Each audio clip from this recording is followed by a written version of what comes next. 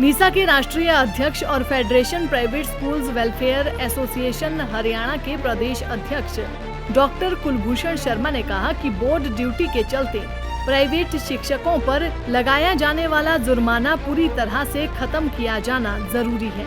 कई बार अध्यापक बहुत सी मजबूरियों के चलते बोर्ड ड्यूटी नहीं दे पाते, ऐसे में उन पर लगाया जाने वाला जुर्माना सरासर गलत है, जिसे खत्म किया जाना चाहिए। कुलभूषण शर्मा भिवानी में पत्रकार वार्ता को संबोधित कर रहे थे। उन्होंने बताया कि federation private schools welfare association Haryana ने अपने विभिन्न मुद्दों को लेकर हरियाणा विद्यालय शिक्षा बोर्ड के चेयरमैन डॉक्टर वीपी यादव से मुलाकात भी की और विभिन्न मुद्दों से उनको अवगत भी करवाया। नीसा के राष्ट्रीय अध्यक्ष और federation private schools welfare association Haryana के प्रदेश अध्यक्ष डॉक्टर कुलभूषण शर्मा ने कहा कि प्राइवेट शिक्षकों पर जुर्माना लगाया जाना सरासर अनुचित है। इस संबंध में शिक्षा मंत्री से भी बात की गई थी और उन्होंने इसे खत्म करने का आश्वासन भी दिया था। उन्होंने कहा कि उनकी मांग है कि शिक्षकों पर लगाए जाने वाले जुर्माने को खत्म किया जाना चाहिए। अगर आवश्यकता अनुसार जुर्माना लेना पड़ता है तो प्रति शिक्षक नहीं, प्रति स्कूल लिया जाना चाहिए और जो जुर्माना राशि ले ली गई है उसे वापस किया जाना चाहिए। ऐसा करने से सरकार और निजी स्कूलों के बीच सहयोग की भावना विकसित होगी और इसका फायदा देश की शिक्षा को होगा। देखिए, मैं कह रहा हूँ कि ये फैसला अव्यवहारिक है। यदि सरकार ने इस बात को मान लिया कि मेरा बोर्ड ठीक नहीं, इसका तो संदेश सीधा जाता है, जबकि ये बोर्ड है शिक्षा मंत्री जी के अधीन, मुख्यमंत्री जी की डायरेक्ट इस पे जो है इंटरफेरेंस है।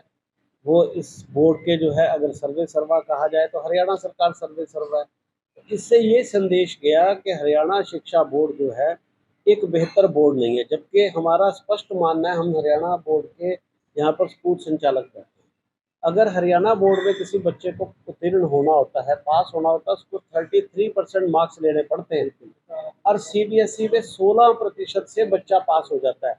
लेकिन एक परसेप्शन पब्लिक के अंदर ये डाल दिया गया कि शिक्षा जो सीबीएसई बोर्ड है ये बेहतर बोर्ड है। मैं कहता हूँ अगर बेहतर बोर्ड है तो हम आमने सामने मुकाबला करने के लिए तैयार हैं। सीबीएसई भी अपने पासिंग मार्क्स 33% रख दे, 33% रख दे, या फिर हरियाणा बोर्ड को अपने बच्चों के मार्क्स, जैसे एनईपी में ये कहा गया है कि एक तरह का सिलेबस, एक तरह की शिक्षा प्रणाली। अगर एक तरह की शिक्षा प्रणाली तो फिर दो तरह की परीक्षा प्रणाली क्यों?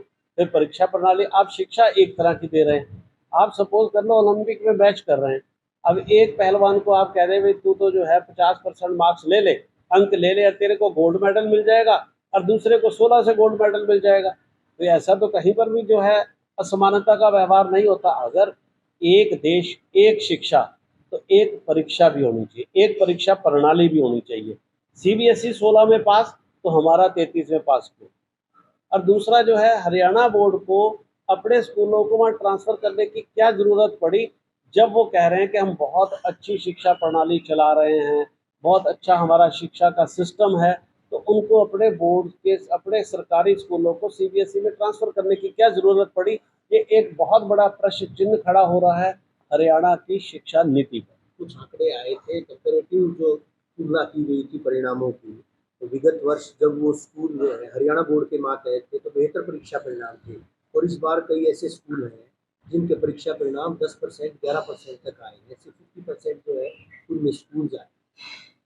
देखिए, इससे एक और प्रश्न चिन्ह खड़ा होता है कि यहाँ पर वो अच्छी परफॉर्मेंस कर रहे थे, यहाँ उनको 33 मार्क्स लेने थे, वहाँ 16 मार्क्स लेने थे, और वहाँ वो 16 भी नहीं ले पाए। इसका मतलब ये शिक्षा प्रणाली पूरे शक के घेरे में आती है कि कहीं ना कहीं वहाँ पर जो है और भेदभाव करके उनको जो है किसी तरीके से उत्तीर्ण किया जा रहा था।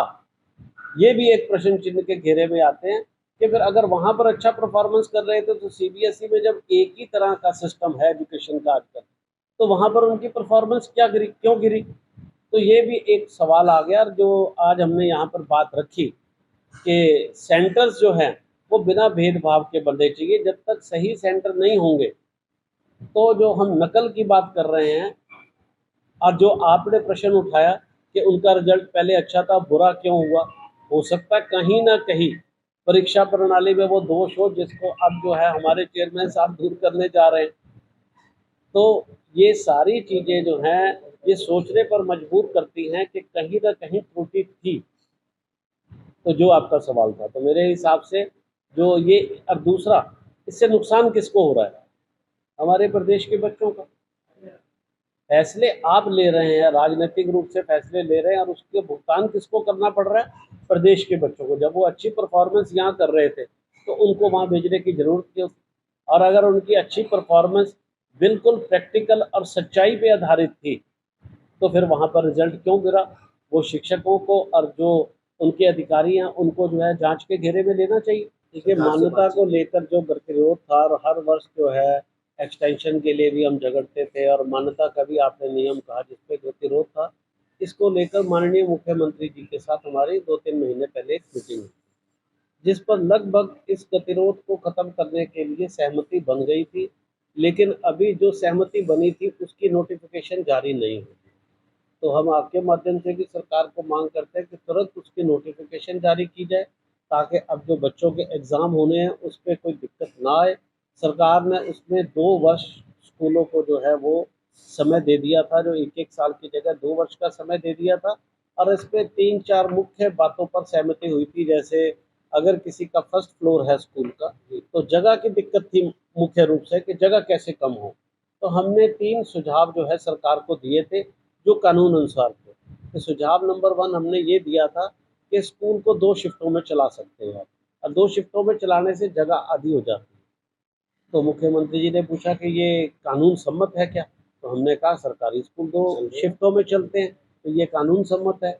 दूसरा हमने कहा था कि 2 पैचेज़ में भी स्कूल चल सकता है, कि 8वीं का एक पैच में चले और 9वीं से 12वीं दूसरे पैच में चले। तो उन्होंने कहा ये क्या ये कानून सम्मत है? हमने कहा सरकारी स्कूल इसके अनुसार चल रहे हैं, तो ये भी एक कानून सम्मत जो है वो हमारा सुझाव है।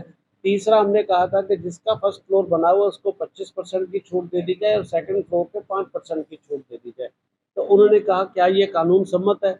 हमने कहा ये पहले सरकारों ने दिया हुआ था, लेकिन आपकी सरकार ने इसको वापस ले लिया, तो इसको भी लागू किया जा सकता है। और चौथा सुझाव हमने ये दिया कि जो स्कूल 8वीं तक मान्यता प्राप्त है, 5वीं तक मान्यता प्राप्त है, या 10वीं तक किसी भी कक्षा तक मान्यता प्राप्त है, तो उसको 1 स्टेप अपग्रेड कर दिया जाए बिना जगह को बढ़ाए। तो उस पे भी सवाल आया, तो हमने कहा मुख्यमंत्री के पास ऐसी पावर्स हैं, नियमावली में ऐसा सेक्शन है जिसमें वो स्कूल को अपग्रेड कर सकते हैं, जैसे वो सरकारी स्कूल्स को भी अपग्रेड करते हैं। तो इन सारे मुद्दों पर सहमति होकर निदेशक महोदय से पत्र जारी कर कर वो एसीएस से भी पारित होकर, शिक्षा मंत्री जी से भी पारित होकर मुख्यमंत्री जी के पास भी पहुंच गया था, और वहां से भी फाइल डाउन आ चुकी है, लेकिन अभी इसकी नोटिफिकेशन नहीं हुई है। तो वो नोटिफिकेशन होते ही ये सारी लगभग समस्याएं जो है उनका अंत होने की संभावना है। लेकिन हमारी सरकार से मांग है कि तुरंत, समय बहुत तेजी से गुजर रहा है, फिर उस परिस्थितियों से हमें गुजरना ना पड़े, और स्कूलों को मान्यता की फाइल लगाने के लिए भी समय चाहिए। आपने 2 साल का समय लिया, अभी 1 साल तो खत्म होने वाला है। तो जिस दिन से नोटिफिकेशन हो वो 2 साल हम उस दिन से गिनती करेंगे, यानी फिर अब 3 साल देने पड़ेंगे सरकार को, क्योंकि देरी हो रही है तो वो सरकार की तरफ से हो रही है, हमारी तरफ से नहीं। हम उन नियमों को मानने के लिए तैयार हैं। तो सरकार जल्दी से जल्दी इसकी नोटिफिकेशन करे, ताकि हम 2 साल का पीरियड जो उस पर सहमति बनी है उसके अंदर अपनी जो है मान्यता की फाइलें लगाकर स्कूलों की मान्यता दिलवा सकें। देखिए, न्यू एजुकेशन पॉलिसी में जो दिक्कतें हैं, मेरे ख्याल से कोई इतनी बड़ी दिक्कतें नहीं आएंगी। अभी उसकी इम्प्लीमेंटेशन शुरू नहीं होगी, तो नीयत सही रही तो फिर कहीं दिक्कत नहीं जाएगी।